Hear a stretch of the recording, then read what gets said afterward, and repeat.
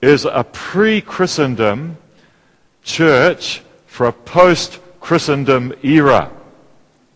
Now, what does that mean? Round about 350 AD, the Emperor Constantine decreed that the Roman Empire should become Christian. Now, historians have argued about the reasons why he did that, but it happened. And at that time, many of the people in his empire had become Christians. The early church had been on the charge, and it was an exciting time. And so he decreed that officially his empire was to become Christian. And so the Christendom era began. And many would say that that era went through maybe until the 1960s and the 1970s. And through that era in the Western world, the church was at the center of society. You had the great cathedrals that were built, and they were communal centers for the people in the various places that they grew up. And you had many churches, and these churches became the centers of the community. And the ministers of those churches were given a status, and we had a place in society. But as we look at society, there has been a huge secularization of society over the last 30, 40 years. And the church is now at the margins of society. And so the Christendom era is over. And so really we're back in the same place that the early church was. And I think actually that's a good place to be. It's a good place to be. Because we can be very clear about what our task is in this post-Christendom era. So I personally am not at all bothered by the fact that we are not now at the center of society. I believe that we have a new calling to be missionaries in our countries, in our communities. I want to share with you a text, in a sense, this morning. My text is the whole book of Acts, but we haven't got time to go through that. So I'm just going to pick on a couple of verses that I want us to think about this morning. And the verses are from Acts chapter 2, 11 to 13. Acts chapter 2, 11 to 13. And this is just prior to Peter's great sermon at Pentecost, but it's just after the people had started enjoying that amazing miracle where they were hearing God speaking to them in their own language. And this is the reflection of some of those who were there. There were Cretans and Arabs and many others. And we all hear these people speaking in our own languages about the wonderful things God has done. They stood there amazed and perplexed. What can this mean? They asked each other. What can this mean? They asked each other. God had planted that question on their hearts, and then Peter spoke into it. I'm just going to read you a bit of a story from a book that I've very much enjoyed, The Hole in the Gospel. Hole in Our Gospel. I was given it a year or so ago. And it's by Rick Stearns, who's the head of World Vision in the United States.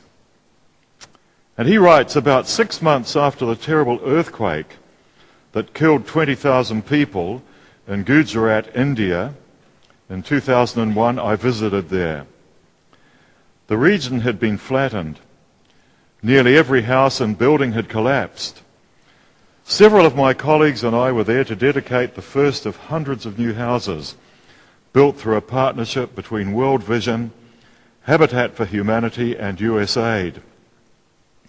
The resilient Indian people, with some help from outsiders, were beginning to put their lives back together and move on, even though their human losses had been unimaginable to most of us in the West. During the dedication proceedings, a group of village elders sat just a few yards behind us, observing everything. They looked like majestic and dignified figures from the pages of National Geographic, with deeply lined faces, long white beards and moustaches and turbaned heads. As the event wore on, they were having quite a lively conversation in their local dialect. They could not have known that one of my colleagues at Otandon had grown up in that very region and understood every word they were saying. After the ceremony, Atul shared with me what he had overheard. He said that the men were speculating as to why these Christians had travelled thousands of miles across the ocean to help their community rebuild. They wondered what motivated complete strangers to help them. They were experiencing the love of God and the kingdom of God in profound ways through the concrete love and action demonstrated by Christians acting through the Habitat for Humanity and World Vision organizations. St. Francis of Assisi understood the power of faith put into action to change the human heart. And he said, "Preach the gospel always, when necessary use words." We had not yet spoken a word in their language, but the village elders had already heard the gospel. They witnessed that story, and it provoked with them that question, why? Why are these people here? We're in one of those hinge periods of Christian history, I believe. This is most probably for Christians in the Western world the biggest time of change that has been experienced since Reformation times. And I believe that we have been called to move as Jesus did among the people, to provoke that question why, through our behavior, through our love. What is the greatest miracle that we know of? For me, it is the incarnation. God becoming a tiny little baby and entering our world. That's what we come to celebrate every Sunday. We celebrate the way that Jesus came into our world. It's amazing. You know, gods are not meant to act like that. Gods are meant to stand from on high and, shoot thunderbolts into the world and make edicts and do all sorts of things. But God chose to come into our world as a tiny human being. It's put wonderfully in John's Gospel. In John chapter 1, verse 14. I'm just going to read that as a reminder to it because it's one of our precious texts. John chapter 1, verse 14. So the Word became human and made his home among us. He was full of unfailing love and faithfulness.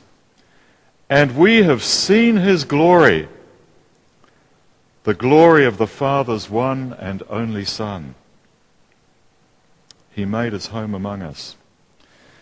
And Paul says very much the same thing in Philippians chapter 2. And in one of those great texts, he spells out how Jesus came into our world and he took on the position of a slave. When he was born as a human being, he humbled himself in obedience to God and died a criminal's death on a cross. Paul shares that amazing story of the incarnation.